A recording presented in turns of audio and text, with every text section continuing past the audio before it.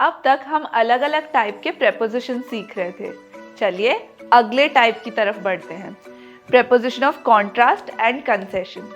कुछ देर के लिए हम प्रेपोजिशन को साइड में रख देते हैं। ये बताइए कि कॉन्ट्रास्ट का क्या मतलब है।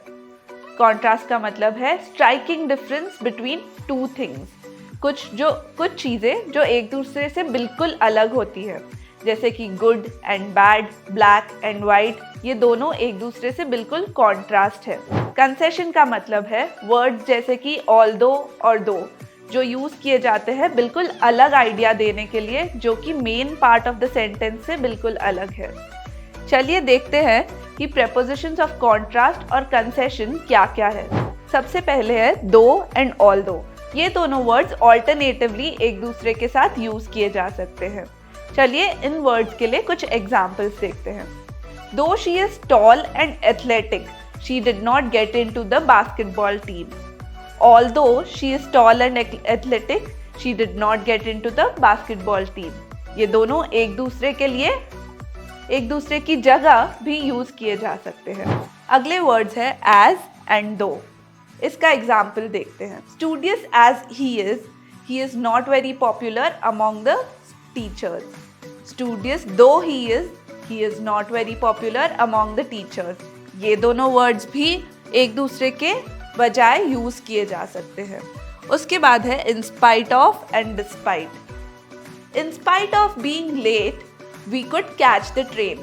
Despite being late, we could catch the train. ये दोनों वर्ड्स भी एक दूसरे के लिए यूज किए जा सकते हैं। ये सारे वर्ड्स कॉन्ट्रास्ट दिखाने के लिए यूज किए जाते हैं। Nonetheless, nevertheless, however, ये तीनों भी ऑल्टरनेटिवली एक दूसरे की जगह यूज किए जा सकते हैं। चलिए एग्जाम्पल्स देखते हैं। The cat is quick at its feet. However, it couldn't catch a mouse. The cat is quick at its feet. Nevertheless, it couldn't catch the mouse. I like to sleep all day. Nonetheless, I like to play football too. अगला है all the same and at the same time. ये दोनों एक दूसरे के बजाय use किए जा सकते हैं। Nonetheless, nevertheless, however की तरह ही ये क्लॉजेस के बीच में उनको कनेक्ट करने के लिए नहीं यूज किए जाते। दो सेंटेंसेस के बीच में सेमीकोलन डाल के ये वर्ड यूज किए जाते हैं। चलिए एग्जाम्पल देखते हैं। Elephant is a huge animal. All the same, it is a calm creature. Elephant is a huge animal. At the same time, it is a calm creature. Simple था ना?